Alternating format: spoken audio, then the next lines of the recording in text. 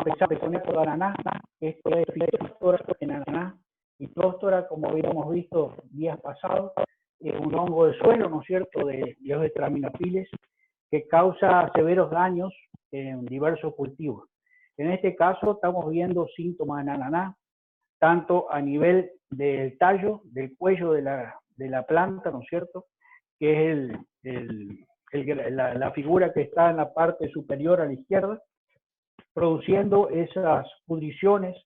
Como les decía, diagnosticar Phytophthora es bastante característico.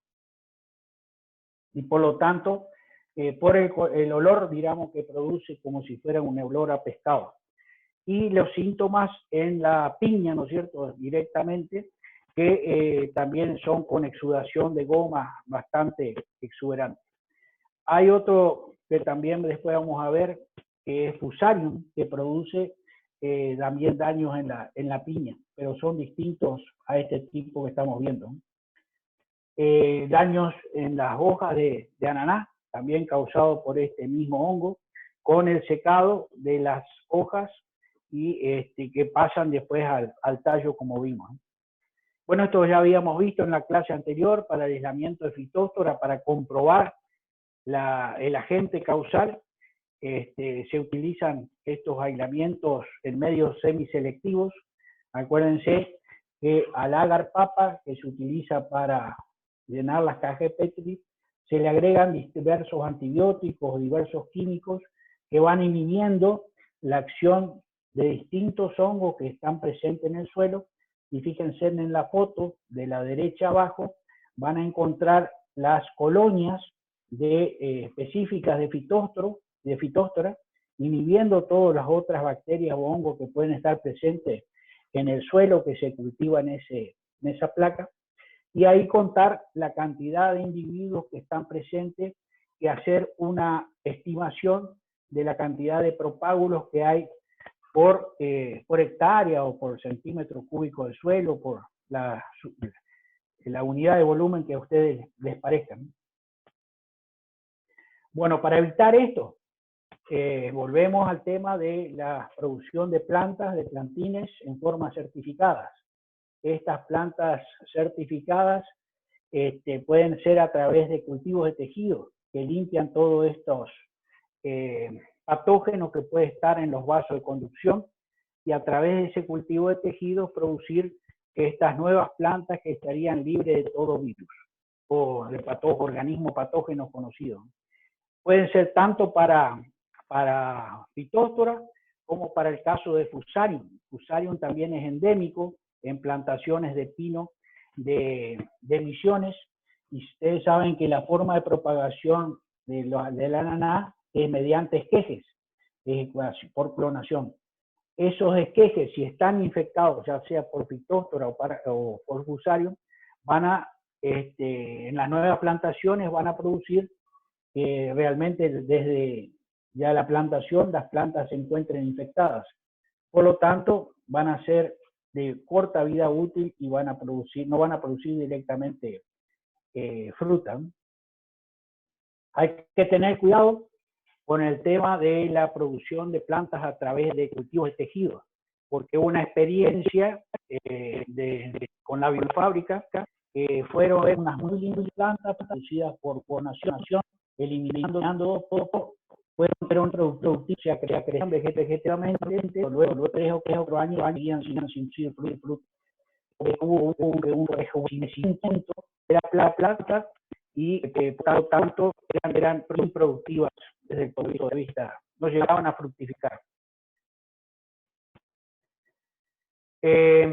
Pasando al tema yerba mate, tenemos, estamos trabajando los últimos años con un proyecto tanto a nivel de ITA como a nivel de la facultad, con estos distintos problemas que estamos teniendo: caída de hoja o defoliación, el secado descendente de ramas, conocido como rama negra, el secado por mal de la tela, que es lo que está de moda hoy en el tema de la hierba y que es lo que más se comenta con importancia, digamos, a nivel de toda la provincia por cómo afecta la producción y la mortalidad de plantas por alguna otra causa o consecuencia. Bueno, este es la caída de hoja de defoliación. Es importante que conozcan que la yerba junto con el pino son los dos cultivos más importantes que hay en la provincia. Y por lo tanto, como ingenieros agrónomos, pueden tener una buena salida laboral con el tema de manejo de yerbales o producción de yerba, ¿no es cierto?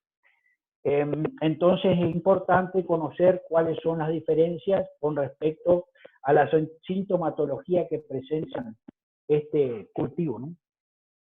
Bueno, en el caso de la defoliación o la caída de hojas, van a ver que hay una caída de hojas importante, pero las ramas se siguen manteniendo verdes, como activas, ¿no es cierto? Como si estuvieran en constante desarrollo o formando sin mostrar otra sintomatología de secado. Es un verde como si estuvieran con las hojas colocadas. Esto es lo que nosotros le llamamos caída de hojas o defoliación. Ahí está el efecto de la caída de hojas, bastante importante en algunos casos. Y bueno, siempre, como les digo, teniendo en cuenta que las ramas, a pesar de que han perdido las hojas, se mantienen verdes.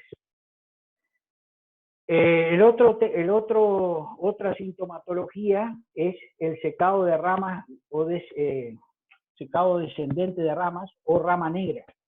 Este problema es importante en la zona del centro de la provincia hacia el sur, aunque también se pueden ver casos en el norte, ¿no es cierto? Pero la mayor importancia es hacia el sur de la provincia. ¿En qué consiste? A diferencia del anterior, que las ramas se mantenían verdes, en este caso las ramas quedan negras y es como que se van secando desde arriba hacia abajo. Y en muchos casos se suele observar un rebrote en la parte basal de la planta, ¿no es cierto? Acá van a observar en otro yerbal que todavía está incipiente, como las ramas quedan de color negro, pero han perdido totalmente las hojas y van secando la planta hacia abajo. Bueno, el que le decía, el famoso secado mal de la tela, en este caso, fíjense que las hojas quedan secas, pegadas a las ramas. Este es uno causado por un hongo que si ustedes ven en la foto de la derecha, este hongo crece sobre las ramas del árbol. Esto sería el signo de la enfermedad, o sea, cómo el hongo va desarrollándose sobre las ramas y formando estas ramificaciones, ¿no es cierto? Sería el signo de la enfermedad. Y ese mismo micelio hace que las hojas, una vez secas, no se caigan, que queden colgando de la planta, y de ahí el nombre del mal de la tela. Las hojas quedan de un aspecto ceniciento y se pueden observar a simple vista como que una felpa, una gamosita está creciendo sobre las hojas, y este es también el hongo que las ha invadido y las está secando, ¿no sé? Bueno, esta es la enfermedad que está causando estragos en la zona de Misiones, ¿no es cierto?, sobre todo en el norte. Y después hay una mortandad de plantas que a veces no se encuentra. Hay varios factores que afectan a la hierba, como puede ser el taladro, estas mismas enfermedades, y producen estos manchones de secado, digamos, en un suelo que es bastante pobre, si ustedes pueden observar el manejo, y esto se da en varios lugares de la provincia. Y la causa se mantiene desconocida, aunque hay, ahora todavía voy a tratar el trabajo que hizo ella quien tiene los datos para como la gente usa el problema. Para el caso de la desfoliación, de la caída, que era el primero que hicimos, se hicieron distintos treos en distintos lotes de la provincia y se hicieron los aislamientos en condiciones de laboratorio. Ahí se aislaron varios hongos, uno es este Cylindrocladium y el otro es Gymnardia, que los dos son hongos que causan distintos daños. Lo primero que observamos fue que la presencia de esta especie de fumagina fumagina, ¿se acuerdan que era esa especie de hongo de revestimiento que crece sobre la hoja en forma superficial? Si uno le pasa el dedo, queda como limpio, o sea que sale el hongo, y que crece sobre la sustancias azucaradas que segrega un insecto o en este caso alguna sustancia que segrega la misma hoja. Nos forma esta especie de círculos que es el micelio hongo y queda como esas manchas. Pero vuelvo a repetir, si uno le pasa la mano, el dedo en forma fuerte, se sale. Por eso es un hongo de revestimiento que afecta, sí, por supuesto, la fotosíntesis de las plantas. Ahí están los hongos y las esporas que se producen, son binucleadas, una parte oscura y la otra parte clara, ¿no es cierto?, de las esporas. El otro hongo que habíamos visto es Ginnardia. Este hongo lo vamos a ver ahora más adelante, cuando hablemos de enfermedades en cítricos. Causa este tipo de manchas o costras de color marrón, secas en las hojas, y que corresponden a un hongo que es de sexual, un ascomicete. Ahí están los ascos del hongo, o sea, la forma sexual de reproducirse, y los cultivos en medio de cultivo, ¿no? Estos se pudo comprobar y comparar con aquellos en cítrico que, como les comentaba, y tanto los que corresponden a la hierba como al cítrico son hermanos, digamos, porque todos tienen esta presencia de esta misma banda cuando se hace el diagnóstico por PCR, o sea, por biología molecular, ¿no es cierto?, como es el que se está haciendo actualmente para el caso de los virus que está de moda, ¿no es cierto?, del coronavirus. Acá está, en este gel, digamos que se hace por electroforesis, se hace correr por electricidad y por el peso molecular de los ADN que se extraen de los hongos, en este caso, de distintas muestras. Fíjense, los números arriba corresponden a distintas muestras, y el signo más en la anteúltima columna significa un positivo y en la última columna un negativo. Siempre hay que colocar, cuando se hace algún diagnóstico, un positivo, que es el que nos indica dónde, si funcionó bien el sistema, digamos, y para comparar con las muestras. Fíjense, todas las muestras, salvo la 628, que es más pálida, y 640, que casi no tiene, el resto son todas correspondientes al mismo tipo de hongo, y por lo tanto llegamos a la conclusión de que este hongo Ginnardia está presente en las hojas de hierba, ¿no es cierto? Pero pasando al otro hongo detectado, el Cylindrocladium,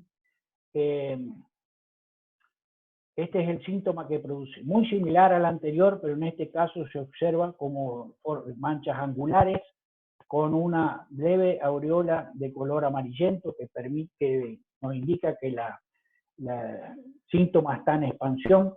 Una vez que se van haciendo coalescentes los síntomas, producen el necrosado completo de la hoja y de ahí la caída.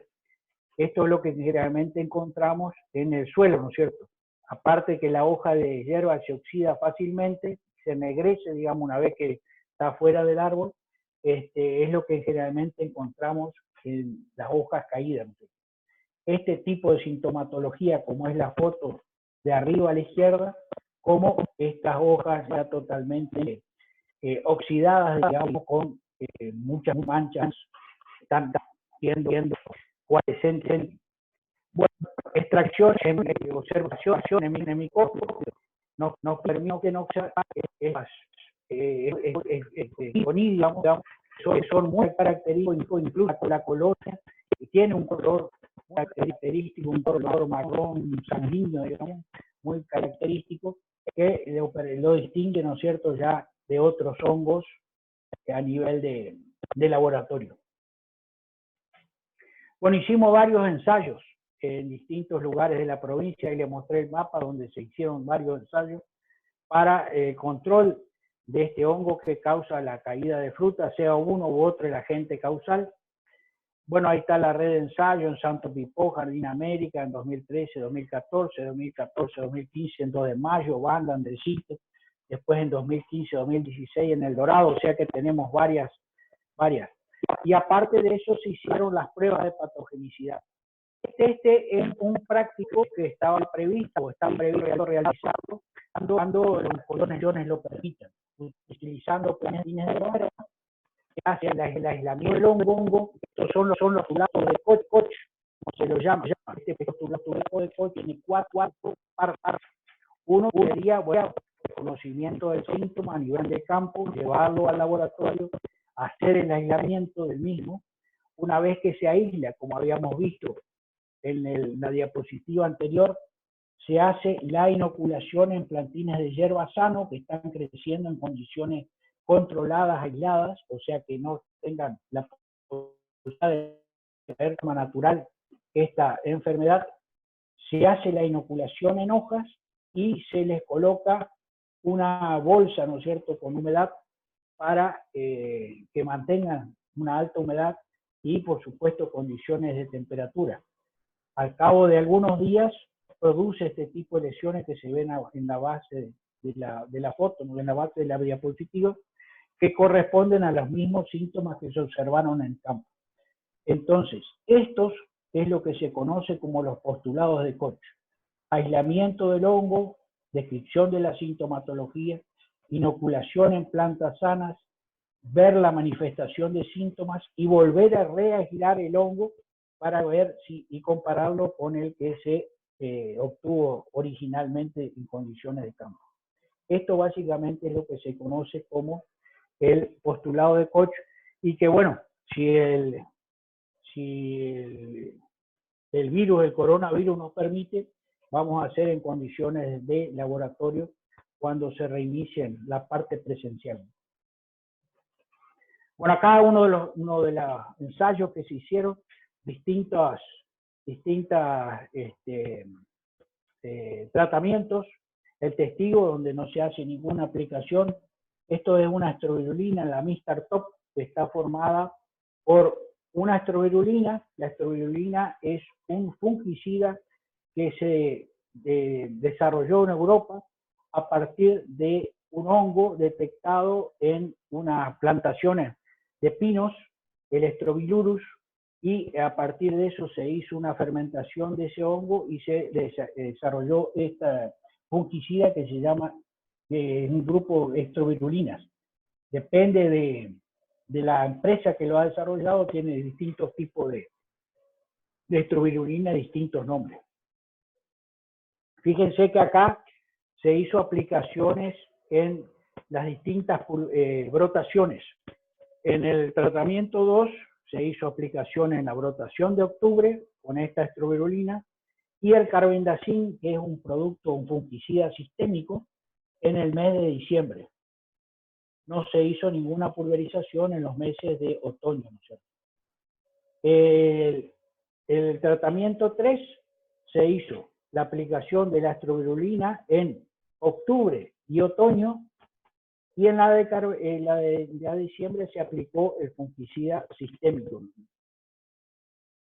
El tratamiento 4 se aplicó Bogar, que es el nombre comercial de un producto. El principio activo es difenoconazole en la brotación de primavera, de octubre, y carbendazim en diciembre. Y el 5 es, al igual que el 3, pero en este caso es el difenoconazole o el Bogar en octubre y marzo, y en carbendazim en diciembre. Y ahí se evaluó, como les había comentado ya anteriormente, la incidencia y severidad de síntomas, ¿no es cierto? La incidencia es el número de plantas que se encuentran afectadas, en este caso para la defoliación y o la caída de hojas, y la severidad es la cantidad de síntomas que se encuentran, ¿no es cierto? Hasta la escala. No hay un síntoma, una maniobra de por brote, 2 a 3 manchas por brote y 3, además de 3 manchas por brote. eso nos indica el grado de daño que va a tener esta.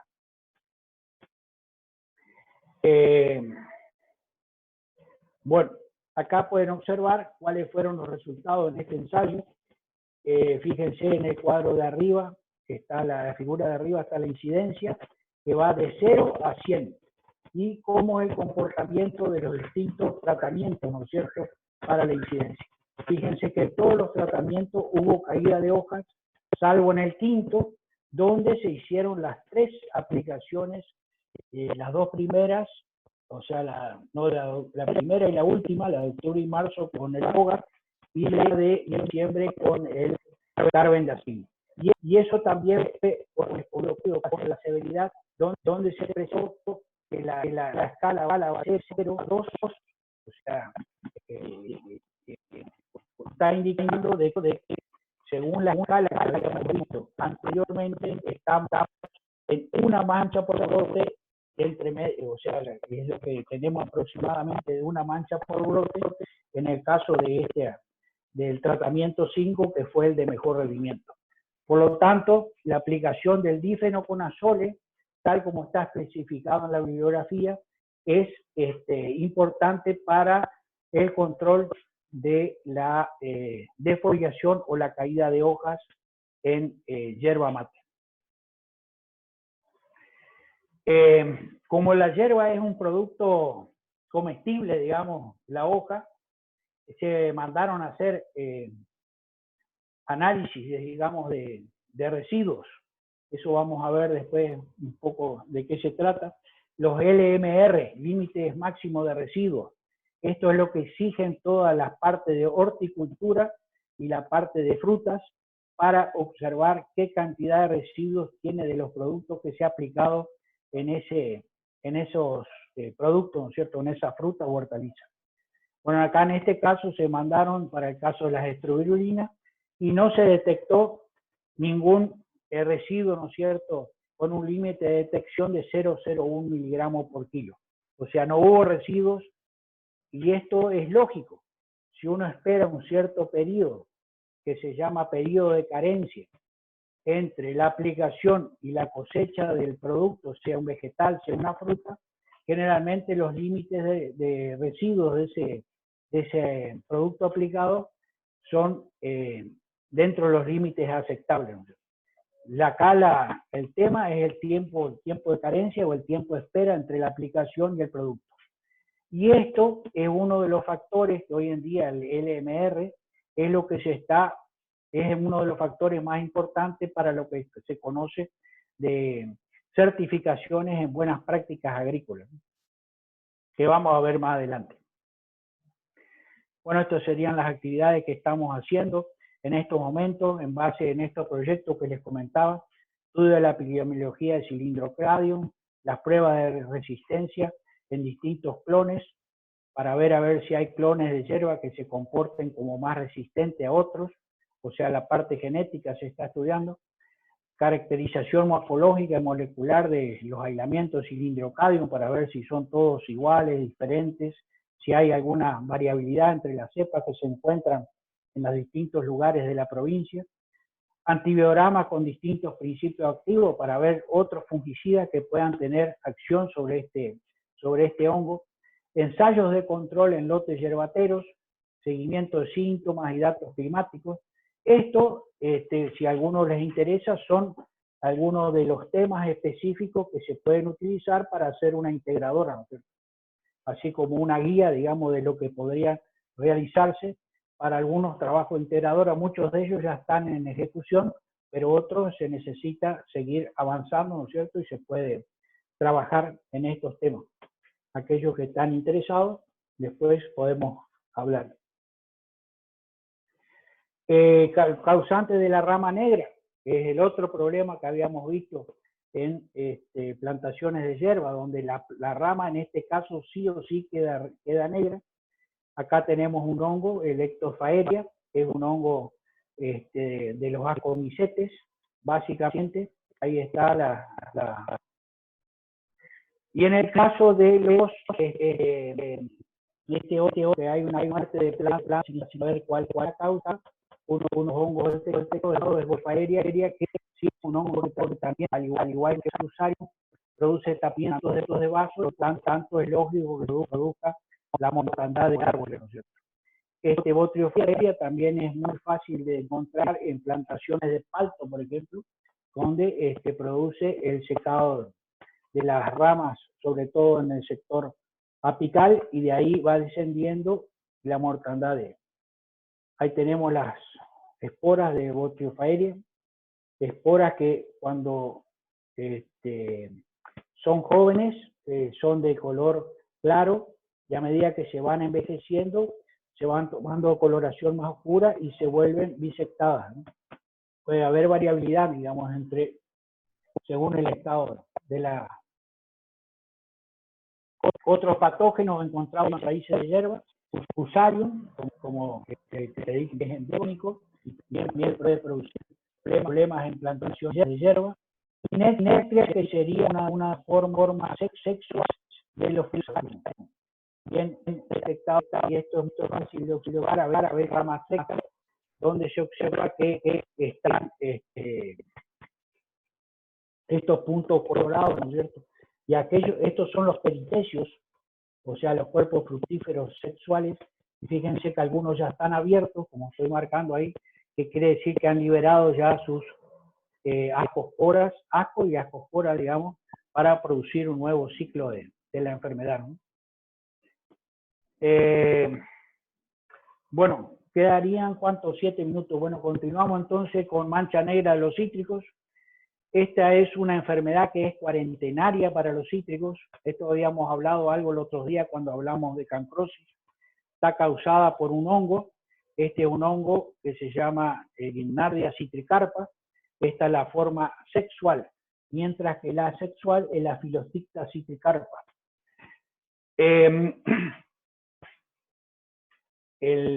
Produce estas manchas de color típico, ¿no es cierto?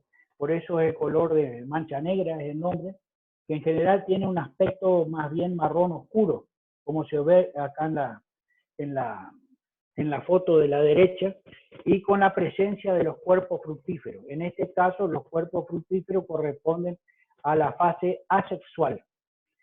El tema que, como les decía, esta enfermedad de mancha negra es cuarentenaria. Y el gran problema que aparece es que cuando la fruta está madurando, es que aparece esta sintomatología. Es que cuando la cáscara se ha puesto vieja, senescente, es donde aparece esta sintomatología. Entonces, ¿cuál es el problema de esta enfermedad? Uno puede estar enviando, por ejemplo, fruta a Europa en este momento y aparecer la sintomatología 30, 40 días en el camino. Y ahí te puede producir el problema de la carga, ¿no?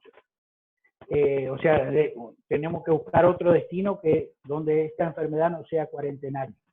Y eso sí que es un problema muy distinto. El otro día hablábamos de cancrosis. Cancrosis es un problema que también es cuarentenario, pero el síntoma ya está presente al momento de cosechar la fruta. Acá uno puede cosechar la fruta, esté aparentemente sano, y el síntoma se desarrolla 20, 30 días después y hasta 40 días, y ahí se te puede complicar el problema.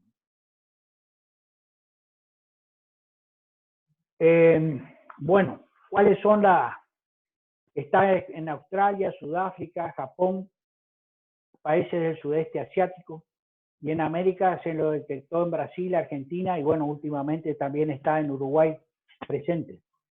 Fíjense que Australia, Sudáfrica, sobre todo, son países que están en el hemisferio sur, y por lo tanto producen frutas en el mismo momento que produce Argentina o Brasil, ¿no es cierto?, para el mercado europeo.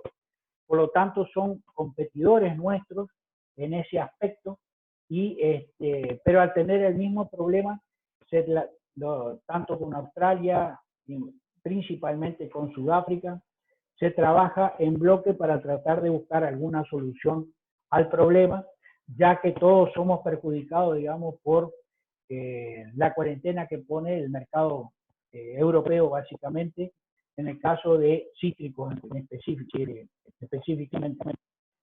¿Cuáles son las condiciones predisponentes? Bueno, 21 a 32 grados ya es el siguiente para que esta enfermedad se manifieste. Periodo húmedo de unos días, aparición, sí, fíjense, como les comentaba, puede desaparecer a 6 meses más tarde desde que se cosechó la fruta.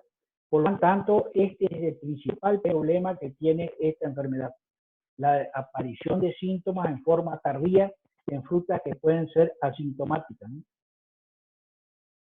El origen del inóculo es la hoja en descomposición. En este caso se está haciendo referencia al inóculo de tipo sexual, que está en la hojarasca, en el suelo. Y la forma de diseminación es el viento. Bueno, acá este es el otro problema que tenemos con esta enfermedad. Tiene diferentes tipos de sintomatología.